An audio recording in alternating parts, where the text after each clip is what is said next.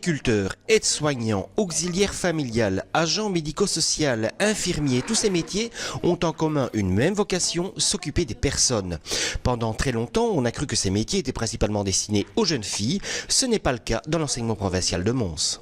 On a quand même de plus en plus de garçons. En animateur, je pense que c'est une mixité, je dirais presque à 50%. En puériculture, on a quelques garçons, mais effectivement, on a encore une population plus filles.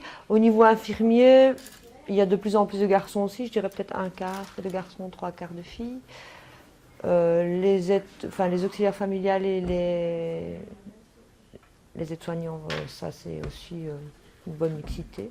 Non, donc ça de plus en plus on tend vers la mixité pour ces sections. Les motivations, par exemple, en puériculture, peuvent être diverses. Vous avez des élèves qui viennent parce que depuis qu'elles sont toutes petites ou tout petits, ils aiment les enfants et c'est ce qu'ils veulent faire, pour la puériculture par exemple, mais il y en a, c'est large, j'aime bien les enfants.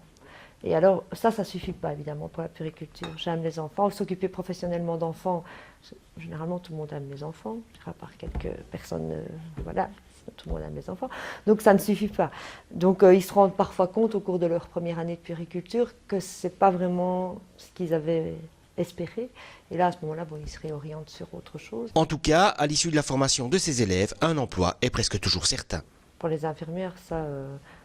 tout tourne du travail, ça c'est certain. Quand elles sortent, les hôpitaux sont toujours en quête, on est toujours en déficit. Il n'y en a pas au chômage d'ailleurs.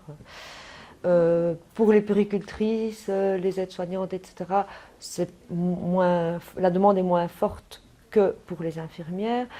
Mais bon, je veux dire, bon, c'est vrai que toutes les puéricultrices d'ailleurs ne s'arrêtent pas à la puériculture. Vous avez parfois des élèves puéricultrices qui terminent leur 7e et qui partent étudier pour devenir institutrice maternelle ou